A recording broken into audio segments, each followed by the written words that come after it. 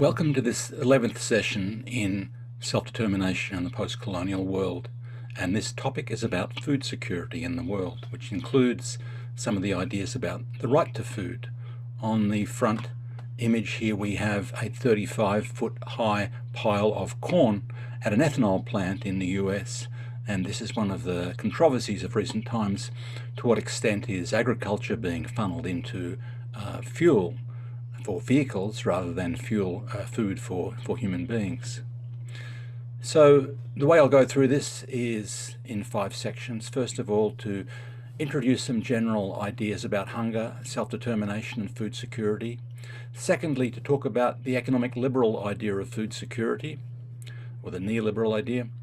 Thirdly, to talk about global food crises in recent years. And fourthly, to look at some case studies of vulnerable countries, in particular Haiti and Timor-Leste, and finally to talk about the concept of food sovereignty, which has developed in many respects as a reaction to the failures of economic liberal food security.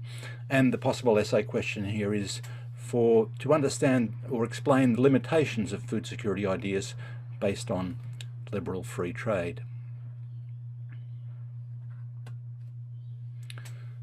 So in many important policy areas, including this one, there may be agreement on the broad aims of food security, for example, in a country, the need to generate sufficient food supply for the population. But the big differences begin with the means of achieving those aims. And that's very squarely in the middle of the debates around food security here. Organised people must be able to secure their own essential food supplies. That's fundamental to self-determination. But how are they going to do it? And the two broad arguments are to expand income by trade and purchasing food. That is, broadly speaking, the economic liberal idea. Or secondly, to ensure some social control of essential food supply, and that means a fair degree of self-reliance, and that is linked to the broader idea of food sovereignty. In practical terms, what it means is, do ordinary people have good access to land, to decent land? If they do, they can grow their own food.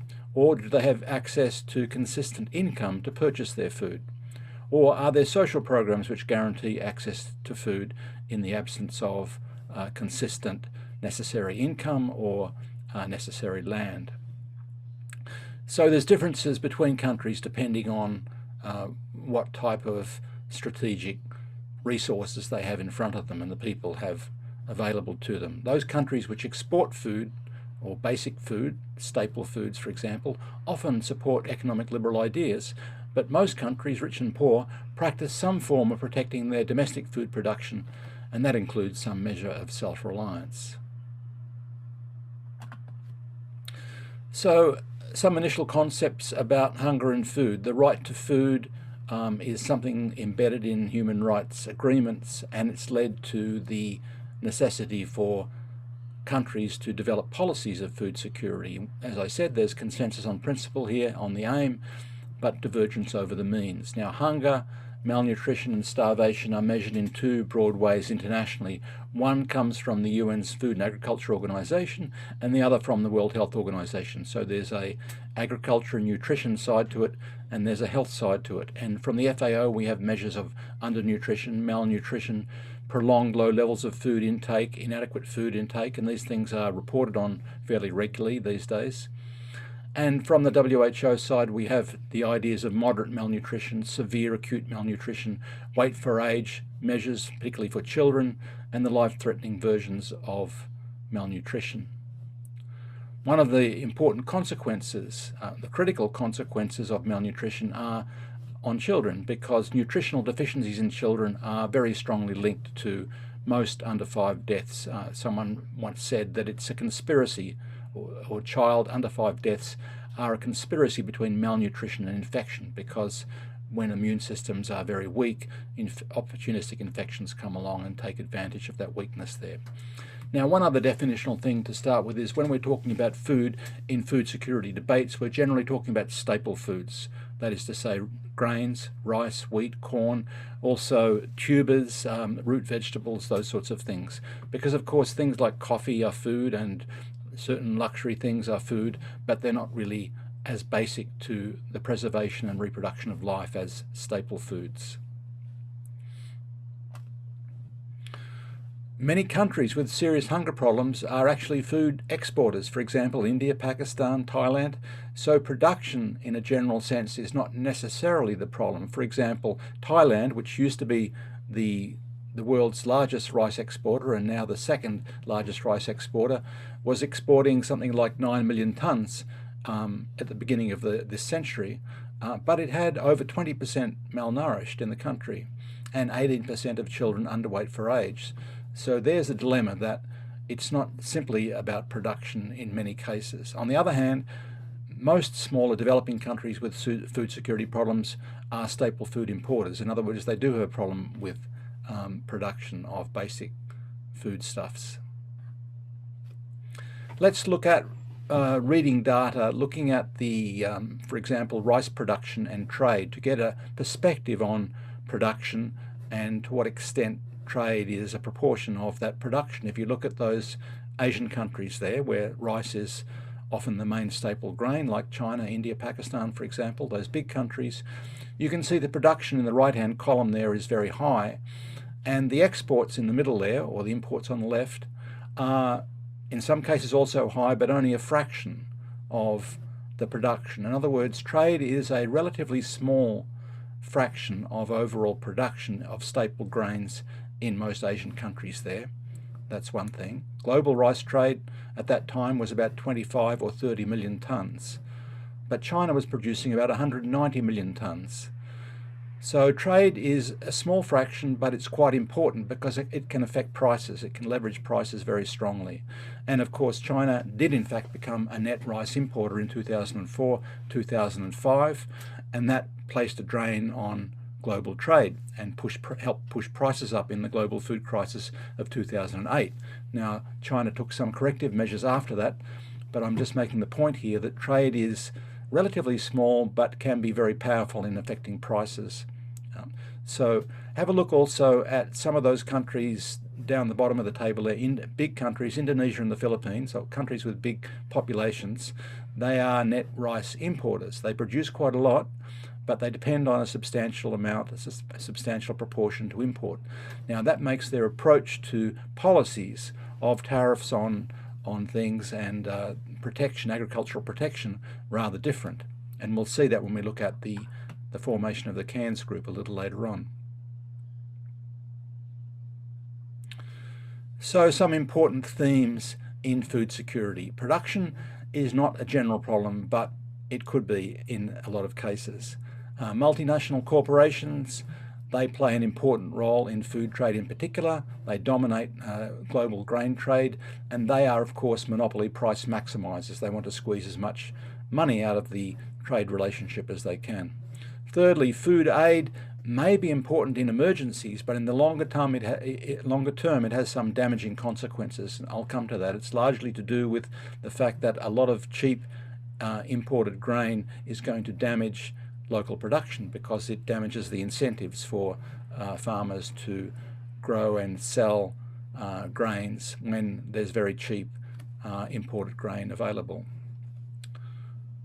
Fourthly, land tenure and population pressures are important in certain areas in particular. How important is trade and agricultural trade? How is agricultural trade different to trade in general, given that food is far more essential to life than a lot of other commodities that are traded? And the different approaches to food security, we'll go through them and sum them up at the end. The contribution of energy prices to food prices is very important too.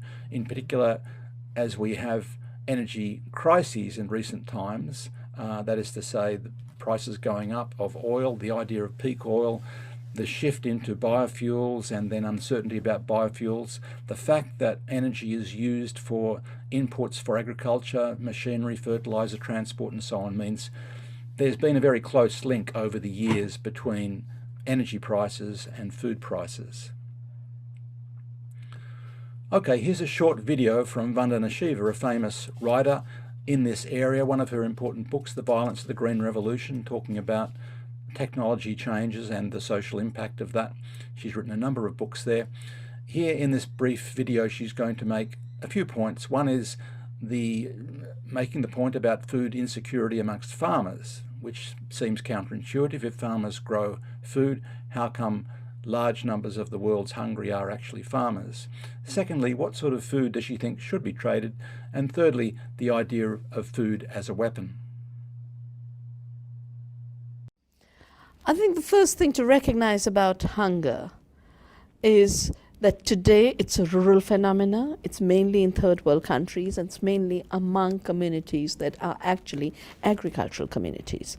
So why are people who are growing food going hungry themselves? They're going hungry because everything they have grown has to be sold in order to pay for the costly seeds and the costly chemicals. So a high cost chemical intensive agriculture is a recipe for hunger. Secondly, the models of agriculture that chemical farming has promoted are monocultures. Monocultures are nutritionally impoverished. The same acre of land, using biodiversity, using organic and ecological methods, could produce 5 to 10 times more nutrition than a monoculture can. So maximizing the production of commodities for international trade is directly proportionate to the decrease in nutrition availability to local communities, which is why hunger grows.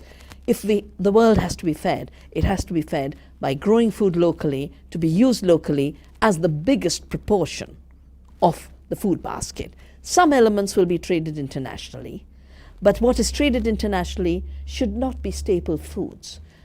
What is traded internationally should be that extra flavor of spices from India and coffee from Guatemala. That's all right. But to turn the world into a dependency on staples has nothing to do with feeding the world. It has a lot to do with controlling the food supply. The United States evolved a phrase during the Vietnam War, and the phrase was food as a weapon. Okay, let's take a historical look at famines. Famines in the past had been rather regional, in particular areas due to particular circumstances. Now, there was the Deccan famine in India in the 1870s, said to be due to a monsoon failure, in other words, a dry season. But there were significant wheat exports to Britain, the colonial power at that time. There were grain riots, and the population fell between something like 9 and 19 million. Could have been more than 10 million died as a result of that during the colonial period. Karl Polanyi, in his famous book, The Great Transformation in 1944, says, as a critique of the idea of self-regulating markets, that, quote, the actual source of famines in the last 50 years was the free marketing of grain combined with local failure of income.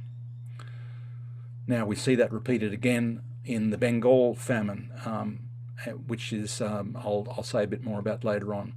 Globalized hunger, really, there wasn't really a globalized famine until 2008, when there was a significant crisis that affected many dozens of countries, and this was linked to the international trading system and very steep rise in prices, in grain prices, leading to an extra 200 million undernourished during that period. Here's a short video about Churchill and the 1943 Bengal famine. And the key idea here is that about great famines have often been the products of racist colonial administration.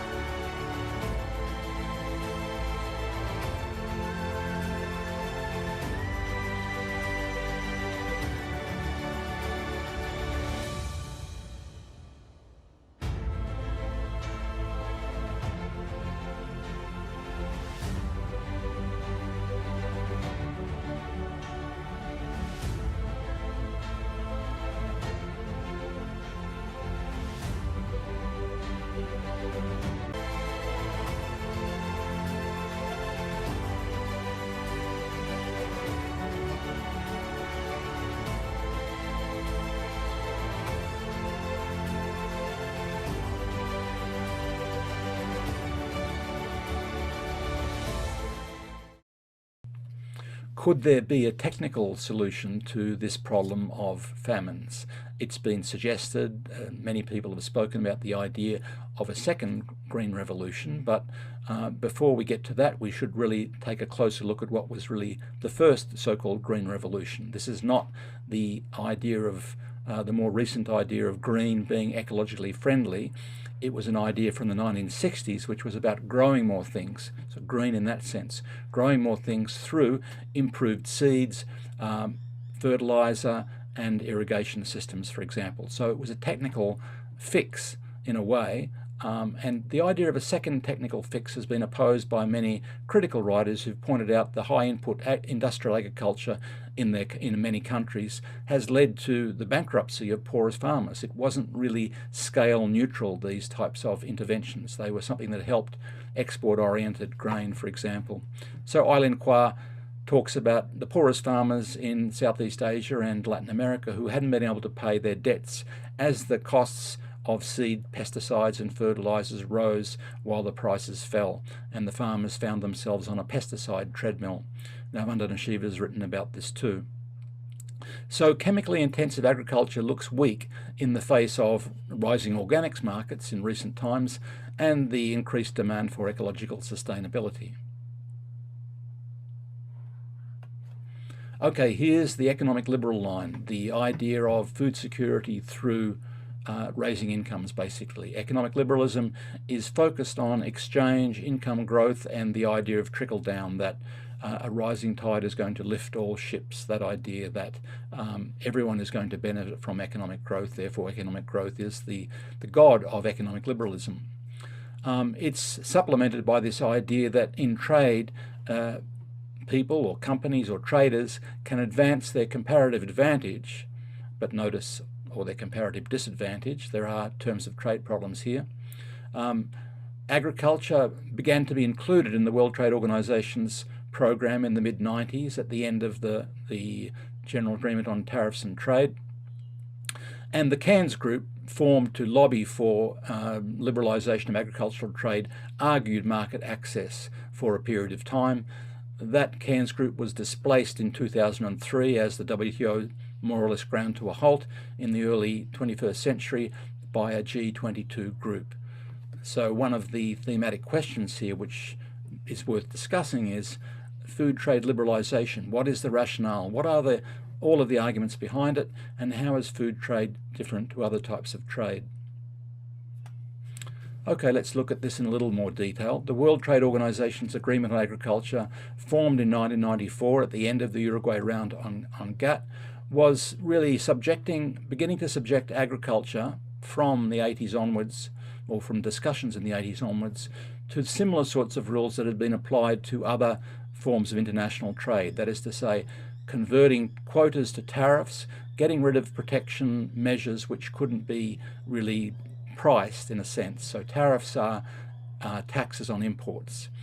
And then reducing those tariffs gradually and attempting to regulate subsidies. So in the Agreement on Agriculture in 1994, there were a few principles. One, the idea of market access, that this was about opening up to imports, the idea of cutting tariffs, and the idea of also cutting domestic subsidies. And there's a rather complicated system there which sets up a series of traffic light systems, a red light, an amber light, and there isn't really a green light completely, but a way of trying to reduce domestic subsidies and cuts to export subsidies. So in the traffic light system, the green box here allows certain types of subsidies which have other objectives. So subsidies, they defined as subsidies which must not distort trade or only cause minimal distortion. The idea being that price signals are critical in economic liberal thinking. Prices send messages about the cost of production between producers and consumers, for example. And the green box subsidies must involve government funds and not price controls for that same rationale. So green box subsidies which are allowed to countries under this system of regulation, include subsidies for research, for disease control, for infrastructure, for food security. That means to help farmers have food security through income support, for example, and agricultural restructuring.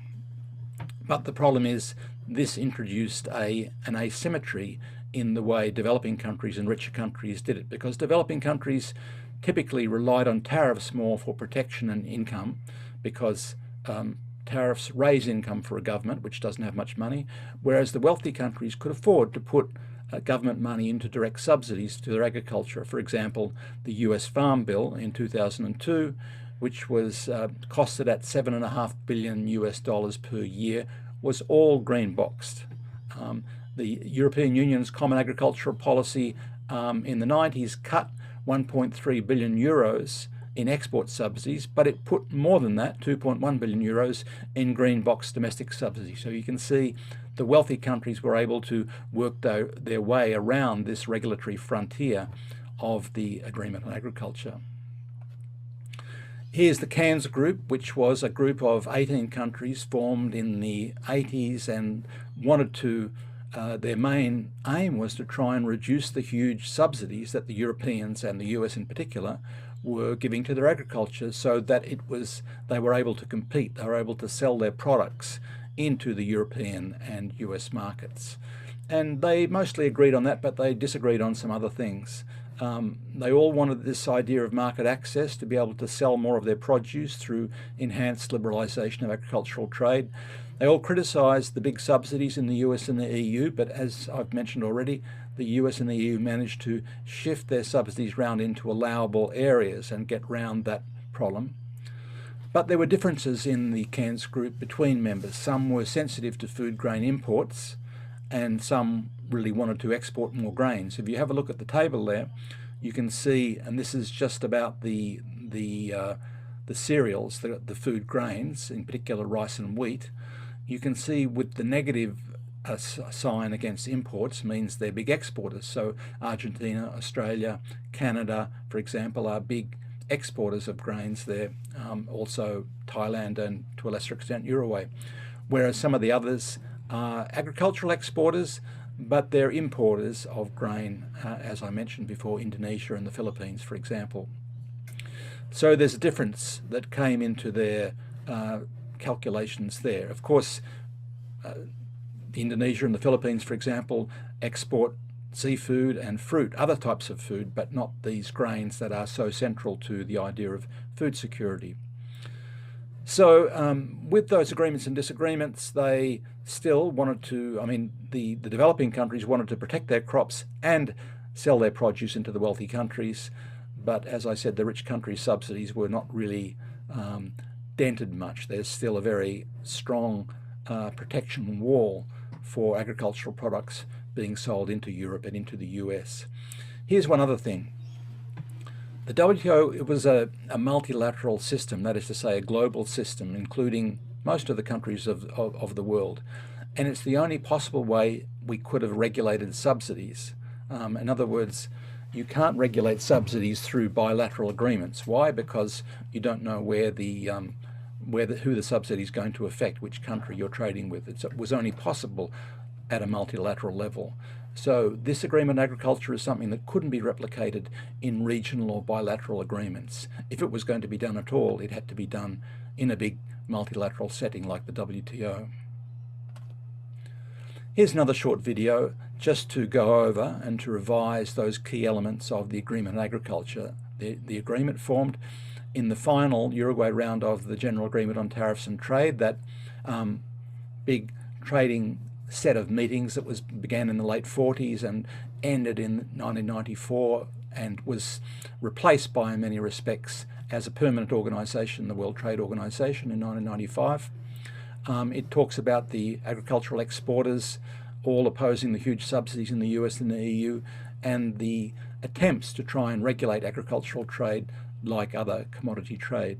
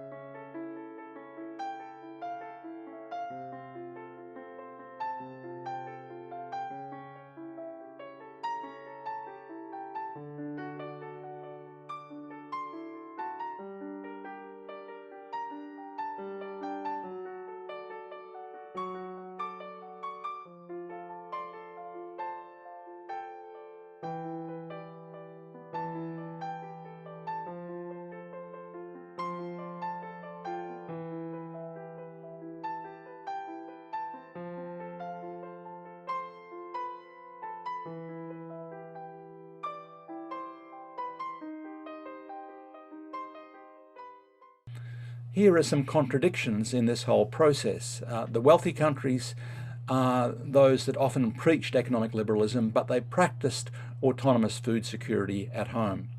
The US and the EU through their subsidies, Japan, for example, by its law and subsidy, all practice substantial protection of their agricultural sectors. And the rationale, generally speaking, was to protect their agricultural sector and the food security of their households. You see, here's an example from the US, where the US, in this case the Economic Research Service of the Department of Agriculture, talks about food security in the US and a very large number of households that are food insecure. Large numbers of people, many millions of people, food insecure, according to the US Department of Agriculture. And that provides the rationale for subsidizing US agricultural producers, often very big producers there.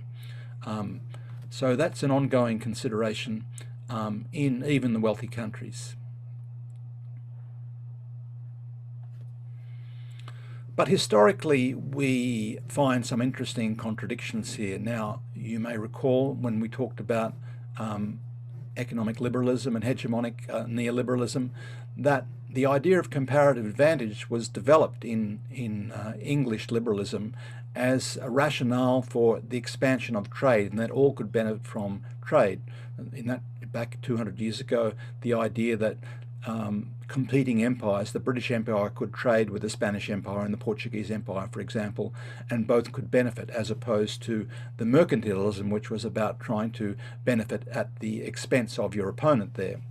Now, arguably, that mercantilism carried on in many respects, but this was at the root of English liberalism, the idea of comparative advantage.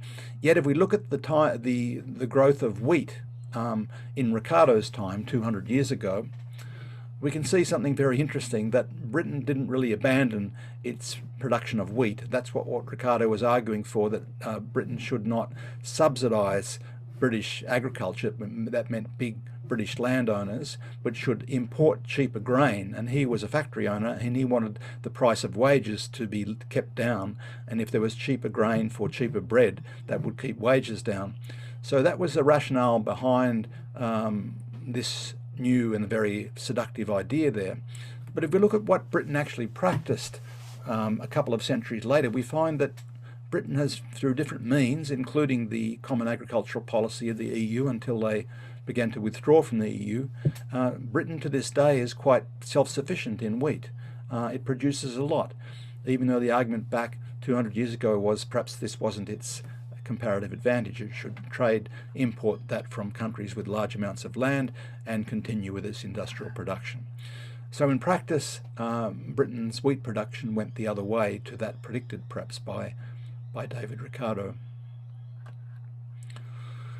A decade after the Agreement on Agriculture, in 2004, the Food and Agricultural Organization pointed out some problems of agricultural liberalisation.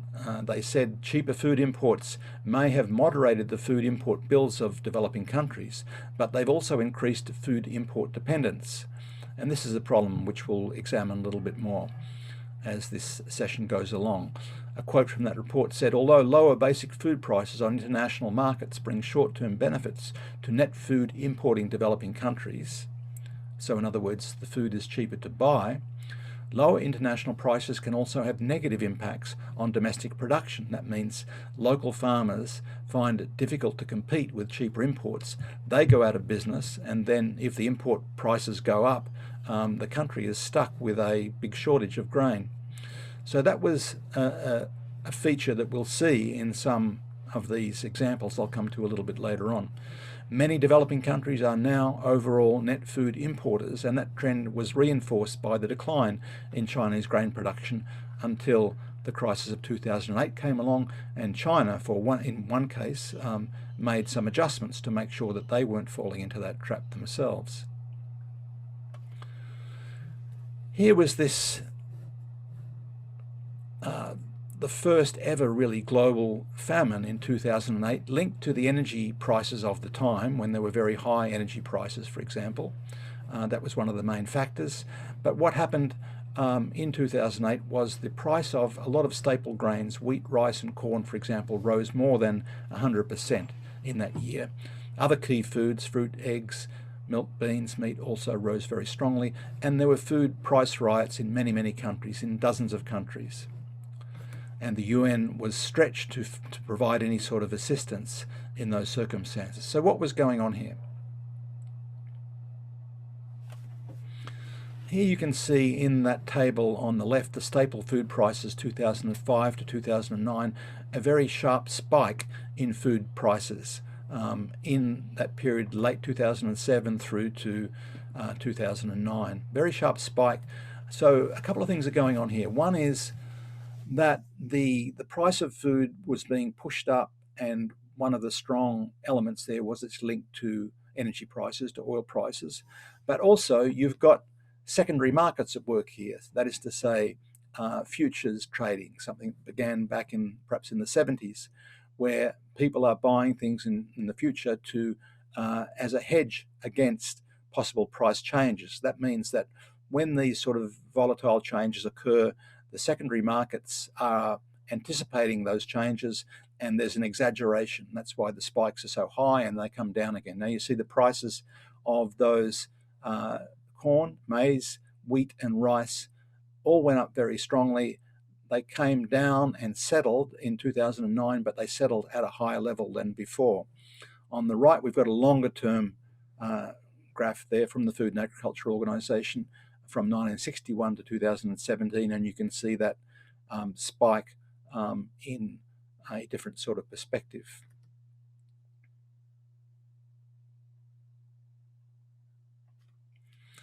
This was really a food crisis linked to the global trading system rather than those regional ones I mentioned, where colonial administration, for example, had diverted grain from India and they exacerbated pre-existing problems. Those things were not really ever simply about droughts. They were to do with colonial administration in many cases. But here we have some problems reading this crisis of 2008 because the data set was changed, the way it was calculated was changed. So I've given you the dilemma here so you can see the problem of researching these sorts of things. On the left, we have the Food and Agriculture Organization calculation of the hunger in the world in 2010, that is to say just after the 2008 crisis. And on the bottom right, you have the FAO in 2012 doing that same calculation. And the problem is, it looks like from the top left that the number of hungry has gone up to over 1 billion from around 800 and something million in 2010. The same organization calculates it back at 868 2 years later on. And if you look at the longitudinal graph in the middle center there, the percentage undernourished, the spike has disappeared. So there's a problem, that the recalculation of figures, the way that those figures are estimated by the FAO changed over that time, and it's difficult to see the traces of exactly how many people they estimated were in hunger. But we know from the dozens of countries that reported in the food riots that there was indeed a problem there. But it's difficult for a researcher to trace that when data sets are changed like this. That's just the simple problem of researching things over time.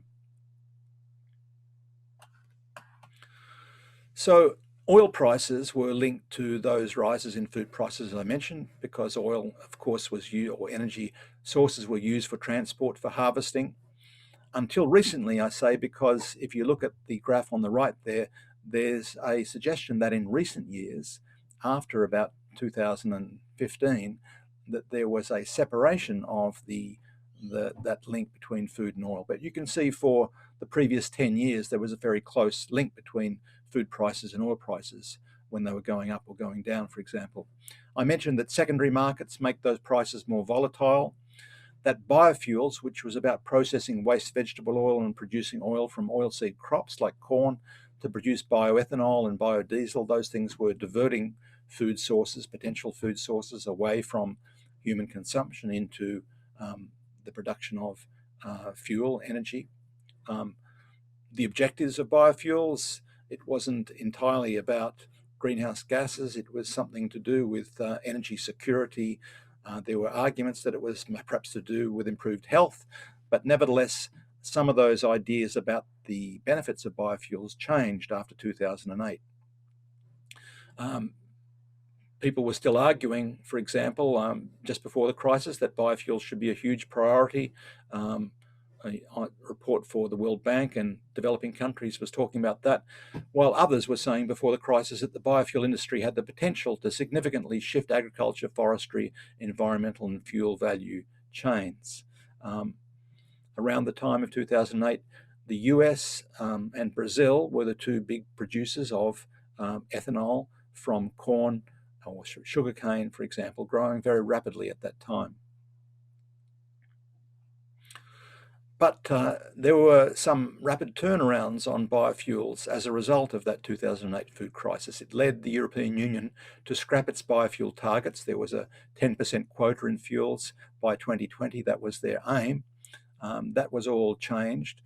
The then UN Secretary General Ban Ki-moon called for a review of biofuel policies, and the strongest criticism came from the then UN Special Rapporteur on the Right to Food, John Ziegler, who said that producing biofuels today is a crime against humanity. He pointed out that 232 kilograms of corn was needed to make 50 litres of bioethanol to fill one petrol tank of a car, for example, but a child could live on that amount of corn for a year. So he made the opportunity cost of biofuels very stark at that time when there was a lot of hunger. Let's look at some vulnerable countries, small countries that have been hit very hard with food crises and the root causes of those. First of all, Haiti. Haiti, which over decades shifted away from its more traditional food towards a reliance on rice. This has happened in a lot of countries. There was a more diverse diet in the past with corn, cassava, millet and fruit that are still there, but rice has assumed a lot more importance in recent decades. But Haiti had adapted to that and was nearly self-sufficient in growing its own rice until the 1980s. Then in the 90s, what happened was, under a structural adjustment program from the IMF and the World Bank, tariffs were forced down very rapidly, and Haiti became dependent on importing US rice, and the US exporters were happy to have government subsidies for their exports to supposedly help the poor people of Haiti. What they did, in fact, was to help kill the rice production in Haiti. Local production went into a serious decline. As you can see on the graph there, if you look at the green line is the local rice production, and the red line is the imports of US rice. So you can see the green line gradually going down and the US rice imports rising very strongly between the 80s and the year 2000. Now that's a classic cautionary tale which is spelt out in a number of documentaries. Here's a brief excerpt from one called The Politics of Rice in Haiti, How IMF Free Market Mandates Destroyed Local Price Production. In Haiti, the stories of politics, rice, and the United States are deeply interwoven. In 1990, Jean-Bertrand Aristide rode to victory on a wave of social movements, bringing an end to decades of dictatorship and bringing hope to Haiti's impoverished majority. But the elites who had run Haiti for so long did not go quietly. Aristide's government was toppled by a military coup just 7 months later. Violence engulfed the country as his supporters were killed in the thousands.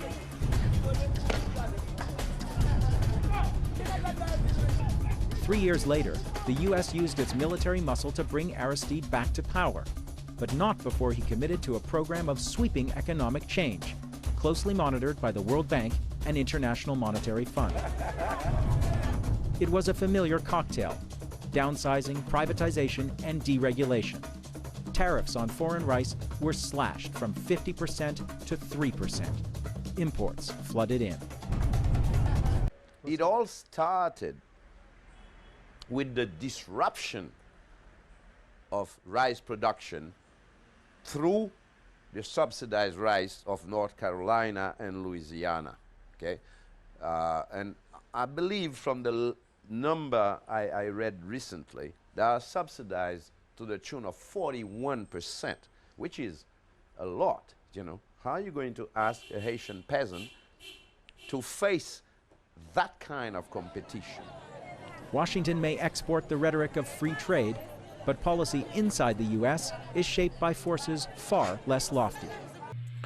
What had happened there was hunger in Haiti had been generated, exacerbated by that structural adjustment, and despite substantial international aid, especially after the earthquake in 2010, more than 44% of the population was undernourished, FAO said in 2013.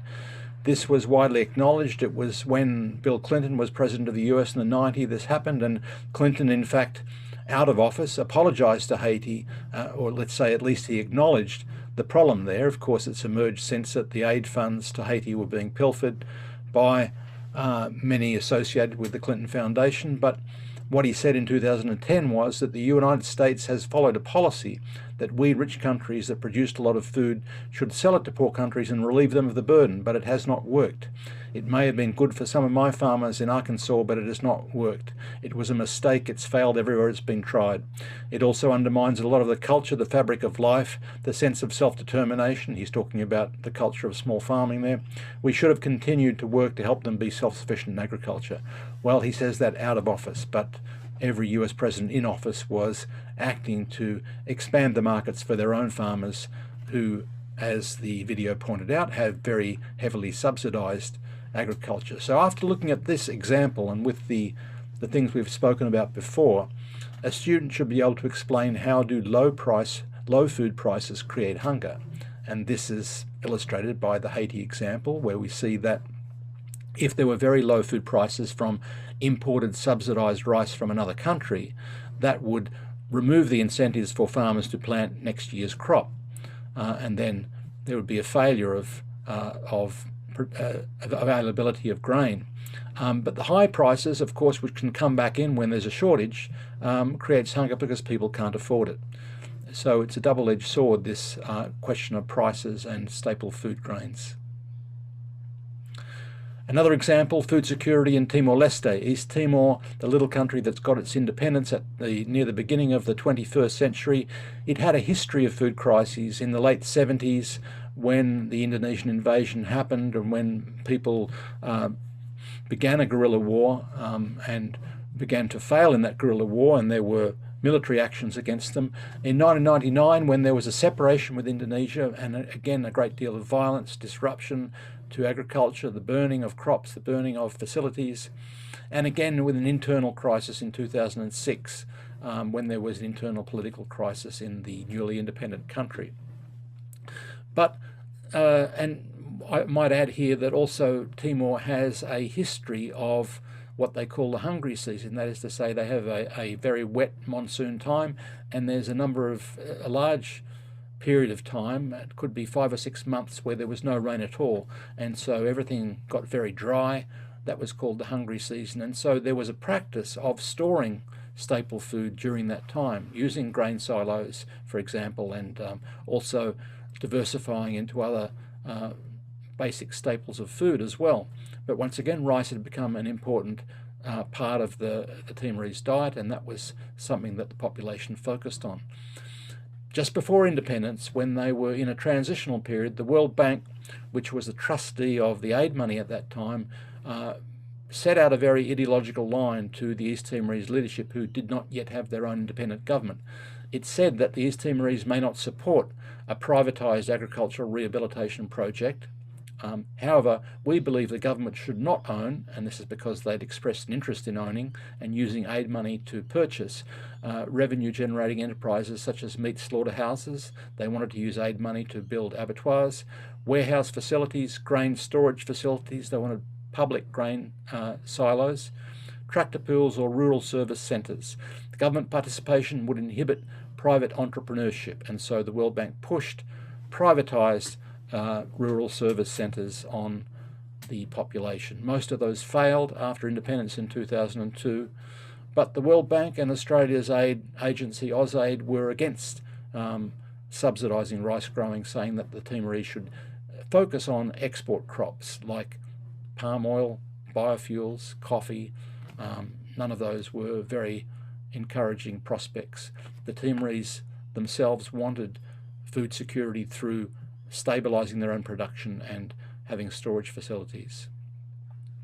Well, with the World Bank and the Australians very unfriendly on that front, the Timor-Leste went after independence and got help from the FAO and from Japan. Japan had a very clear idea of self-sufficiency in production because Japan has never been able to feed itself from its own agriculture completely.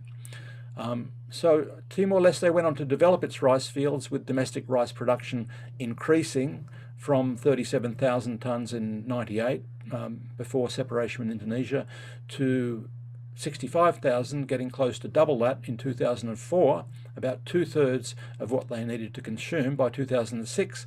But then along came this political crisis in 2006, and that crisis and the dislocation brought back serious food security problems. Emergency food programs were needed. And then by 2011, when the oil and gas revenue was starting to come in, the government had some money. There was subsidised imported rice, but that was being diverted into commercial operations, captured effectively and resold in other parts of the country or even in Indonesia.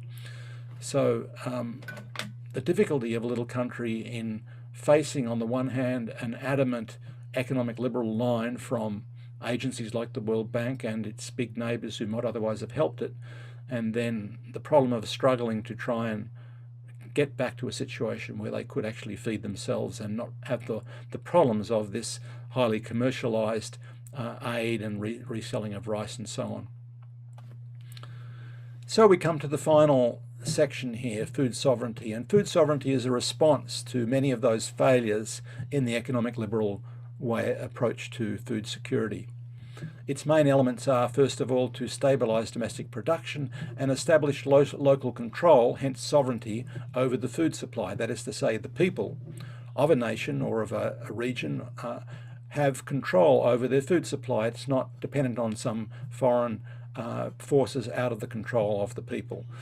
Domestic markets are developed and export agriculture comes second. That's typically the pattern here. The themes are a rehabilitation of small farming and land tenure, adapting to the idea of the multifunctionality of small farming, which I'll come to in a moment, and resisting this aid agency pressure for export orientation. Exports first is part of the neoliberal formula, but exports second is something of a food sovereignty approach. Food exports. Food sovereignty, which is a concept discussed very widely in Asia, in Latin America, in many countries around the world, and there's some references here I've given to you. Walden Bello, Meneses, Peter Rossett in the US, for example, have written about this. Meneses says food sovereignty reaffirms the rights of people to their autonomy, deciding what they wish to produce and consume, but this is not sufficient to guarantee food security, which should always be associated with social equity, ensuring access to good quality food for everyone. And as I said earlier on, this could be through the distribution, an equal distribution of land. It could be through a equal distribution of income, or it could be through social programs. So it's going to vary in different countries. It'll be different in a big agricultural society like Papua New Guinea, or a very urbanized, industrialized country like Singapore, which doesn't grow much of its own food and even imports water from its neighboring Malaysia. Food sovereignty, Peter Rossett says, necessarily means a return to protecting the food production of nations, both against the dumping of artificially cheap food and the importation of artificially expensive food. And Walden Bello says food sovereignty emphasises food self-sufficiency, the right of a people to determine their patterns of agricultural production, non-chemical intensive agriculture, which is expensive, equality in land distribution and agriculture, resting mainly on small farms and cooperatives. And Walden is talking there, thinking about the Southeast Asian, particularly the Filipino experience.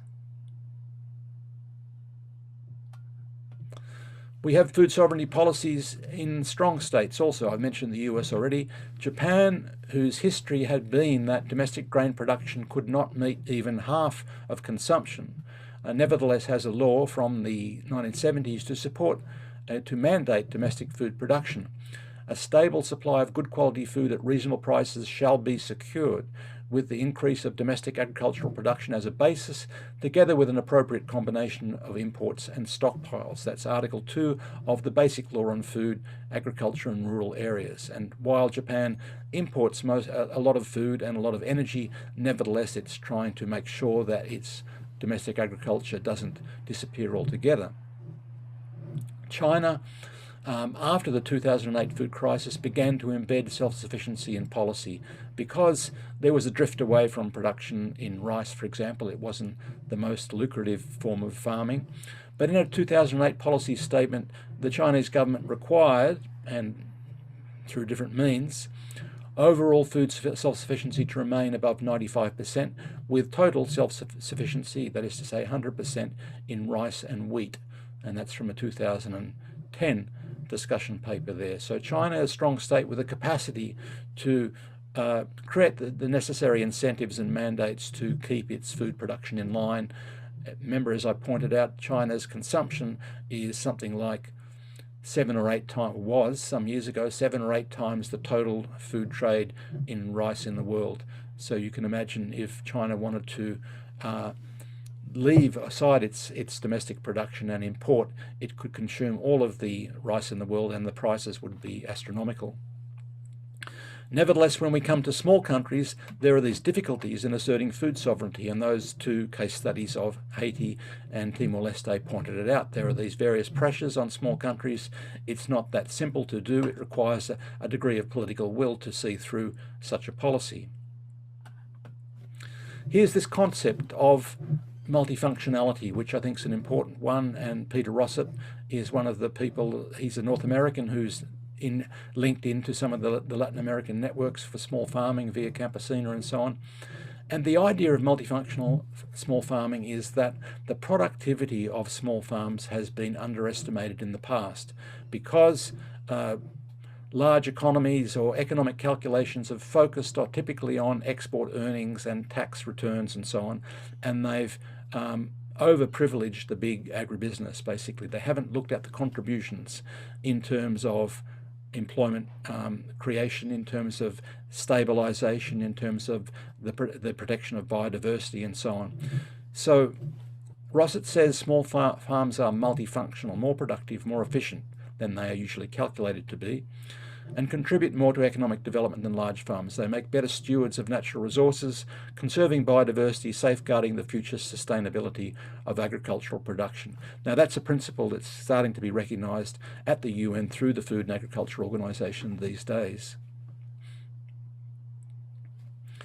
Here's a short video from Peter Rossett speaking on behalf of Via Campesina and EcoSur, talking about agroecology, agribusiness, and the multifunctionality of small farming. There's a couple of his books there.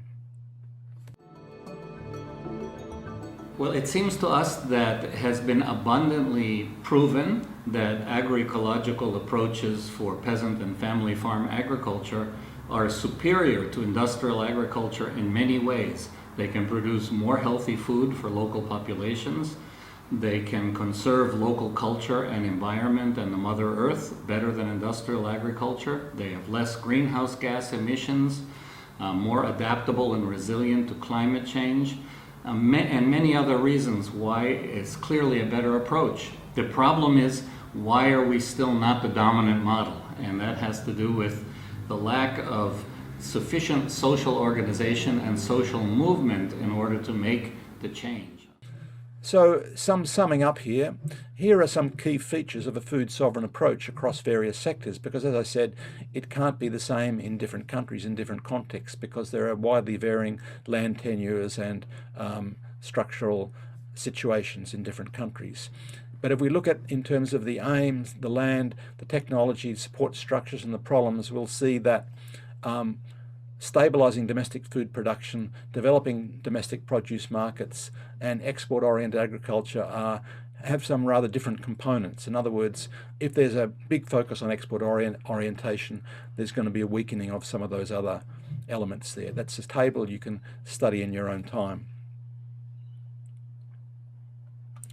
Looking at the experience of different countries, we find a lot of developing countries, more than 100, not just small countries, also some that are food grain importers, and that's most of them these days, have a wide range of policies basically, but they are seeking to avoid that as far as they can, or minimize as far as they can their import dependence on food grains, because it puts the population in a very vulnerable situation.